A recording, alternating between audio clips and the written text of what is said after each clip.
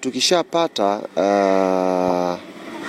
kampuni au taasisi ambayo tutashirikiana nayo kwenye kujenga uwanja, maana yake phase hii ya tena inakuwa imemalizika. Tutakwenda sasa kwenye phase. Hata ukiangalia ile barua imeeleza pia hata capacity ya uwanja wenyewe. Tumesema ni watu 25 mpaka 35. Kwa hiyo ni evaluation nyingine ambayo tutakubaliana sasa na huyu mtu alichukua hii tenda, kwamba tunakwenda kwenye watu 35.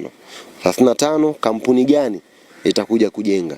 Si ndio? Wewe umechukua tenda, kwa maana unakuja kuweka fedha hapa, kampuni gani itakuja kujenga uwanja? Tutajenga na Waturuki, tutajenga na Wachina, tutajenga na Venezuela, tutachagua sisi na mtu ambaye tumempata pale. Baada ya hapo tunakwenda kuanza mchakato. Kwa hizi ni hatua ambazo sitaki kuzipigia ramli hapa. Bwana, baada ya miezi 6 uwanja utakuwa tayari. Ni hatua za kitaalamu na ni procedure ambayo itakuwa ziende kwa uangalifu mkubwa. Ndio maana tumetoa siku, baada ya siku 14 tutaitana tena, na nikichelewa mnifuate.